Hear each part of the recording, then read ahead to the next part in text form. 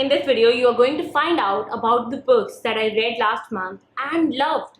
So if you want to know about some good books, fantasy, mystery and horror, then keep watching this video.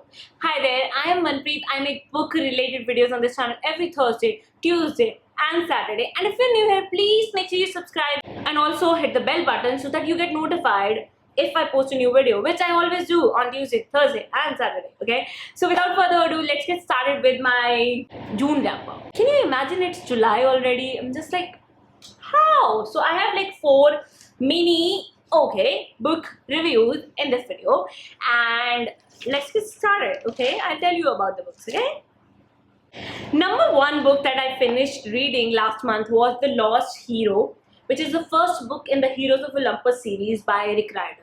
Now, there is this Percy Jackson series, which is a series of 5 books that I absolutely loved. And then the writer wrote this series, which is a combination of Greek mythology and Roman mythology. In a way, okay? There are 3 characters. Jason, who is suffering from a severe case of amnesia.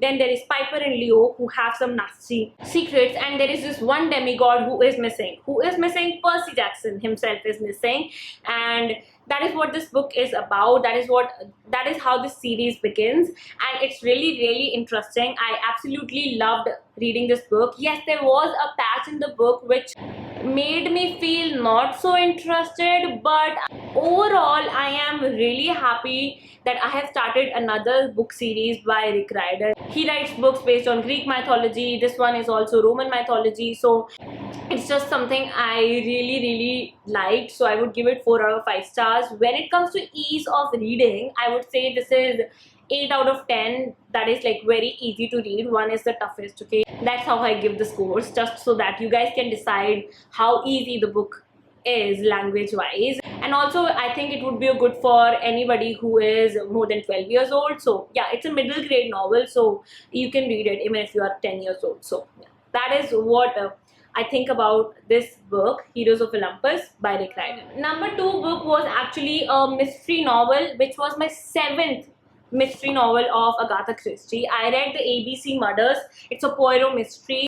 So this one is something I liked. It was fairly well written. This is about this murderer who sends letters to Poirot and challenges him to find him, okay, or find the murderer, whoever it is, him or her or they. I actually really liked the book and I found it very interesting, though I would say that when I was reading it, I did not feel really good about it because I was just going through this phase and I was just reading and I was like, okay, I'm reading. But now that I've read this book and I have thought about it, I feel like I really like this book a lot. I mean, it is not as good as The Murder of Roger Ackroyd, which is my favorite Agatha Christie novel that I have read so far, but it is very close to that. I would say that it would be in the top 3 position of my favorite Agatha Christie novels. So this was really good. I gave it 4 out of 5 stars. When it comes to ease of reading, it's 8 out of 10, or you can say 7 out of 10. One of you actually messaged me and talked about Agatha Christie novels and said that the language is quite old. That is because Agatha Christie books are old. So yes, there is use of words that we do not use any longer, and yes, you may need to refer to dictionary sometimes. It's like easy enough to understand. So 7 out of 10 when it comes to ease of reading. I think anybody who is above 13 years of age can read this book.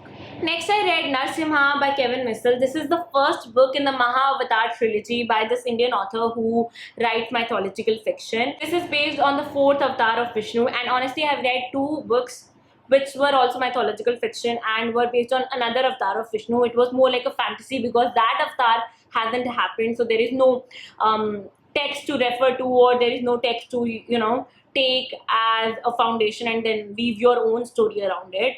So that was that book, and that was Kalki trilogy. 2 books are out. I have read them and I really like them. But Narasimha is just like 1 level above to Kalki novels. I have done the full review of Narasimha, so make sure you check it out to see the good and bad parts of the book, because that's how a review is supposed to be, right? But all in all, I feel like this book was really something that made me happy, and that made me like, okay, Manpreet, you know what? You love reading books, because sometimes you read like books which are like, okay, and then you're like, maybe I'm just falling out of this phase of being a book lover. And trust me, that doesn't happen because you really are falling out of love for books, but it happens only because of some books that do not impress you very much. So all you need is a good book to read, and Narasimha was definitely that good book for me this year that made me really happy to be a reader again, and I gave it 4.5 out of 5 stars. When it comes to ease of reading, I would say this is 8 out of 10 again. Kevin Missal really writes in a very easy and smooth manner, so it's very easy to comprehend and read. And when it comes to age, I would say this book would be good for anybody who is 15 plus years old. And the last book that I read was a horror novel, and it was a sequel to one of the most famous books of the author, The Shining. This is Dr. Sleep by Stephen King. So this talks about what happens to the young kid in The Shining after the horrific incidents at the Overlook Hotel. And I would say it took an effort to get into this book. Maybe I was like not comfortable with the language. Even when it comes to ease of reading, I would give it like 6 out of 10 or maybe 5 out of 10 because it really took an effort to get into this book. But otherwise, I really am happy that I read this book. Like, I really enjoyed this book, maybe even more than I enjoyed Shining.